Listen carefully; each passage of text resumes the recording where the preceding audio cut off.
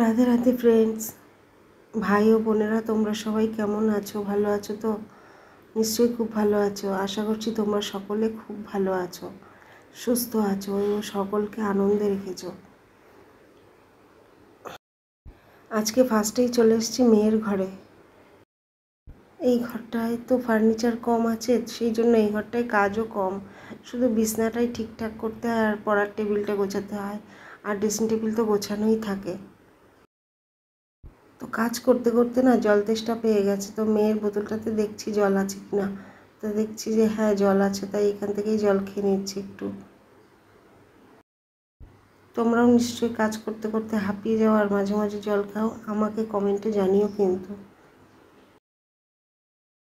তো ফ্রেন্ডস আর ভাই ও বোনেরা, তোমাদের যদি ভিডিওটি ভালো লেগে থাকে তাহলে অবশ্যই লাইক, কমেন্ট, শেয়ার ও সাবস্ক্রাইব করতে ভুলো না। তাহলে আমার ভিডিওটি পৌঁছে যাবে সবার আগে তোমার কাছে। তো দেখো, চলে এসেছি রান্নাঘরে না সেরকম কোনো কাজ নেই, বাসন টাসন সব ধুয়ে রাখা আছে। আর এদিকে তেলের বোতলটায় তেল শেষ হয়ে গেছে, তো তেলটা ঢেলে নিচ্ছি। আজকে আর কাপাটা ইউজ করছি না, এমনিই ঢালছি। আবার খুঁজবো, তারপরে আবার ঢালবো, সামনের হাতের কাছে নেই, তো সেই জন্যই এরকমভাবেই তেলটা ঢেলে নিচ্ছি। রান্নাঘরে না কাজ সেরকম নেই, তবুও রান্নাঘরটায় একটু কাজ আছে। যেমন ধরো, এই বাসনগুলো সব গোছাতে হবে, মুড়ির কন্টেনারটা জায়গায় রাখতে হবে,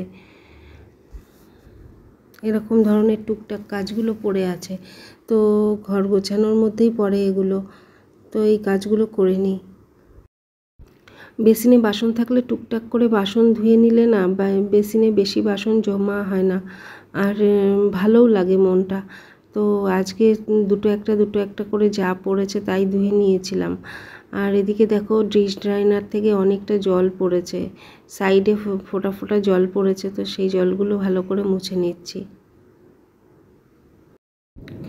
অতীতে কি হয়েছে আর ভবিষ্যতে কি হবে এ নিয়ে চিন্তা করে সময় নষ্ট না করাই ভালো।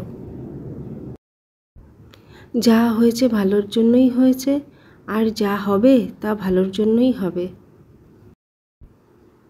তুমি নিজের কর্তব্য সঠিকভাবে পালন করে যাও। কর্মফলের জন্য চিন্তা করো না। কর্মের উপর মনকে স্থির রাখো, কর্মফলের উপর নয়।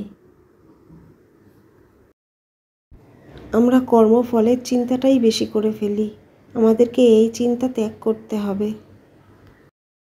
তাহলেই আমরা ভালো থাকতে পারবো। আর এই কথাগুলোর মানে সাধু সন্ন্যাসী হয়ে যাওয়া না।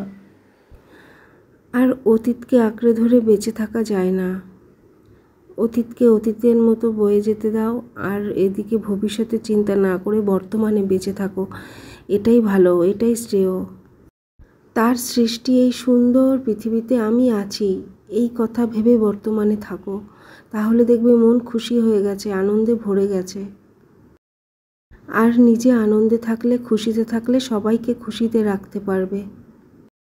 তো বন্ধুরা, আজকের ভিডিও এ পর্যন্তই। আবার চলে আসবো কাল তোমাদের সামনে নতুন কোনো ভিডিও নিয়ে। তো আবারও বলছি, তোমাদের যদি ভিডিওটি ভালো লেগে থাকে তাহলে অবশ্যই লাইক, কমেন্ট, শেয়ার ও সাবস্ক্রাইব করো। তোমরা সবাই ভালো থেকো, সুস্থ থেকো, আনন্দে থেকো এবং সবাইকে ভালো রেখো ও আনন্দে রেখো। তো টাটা।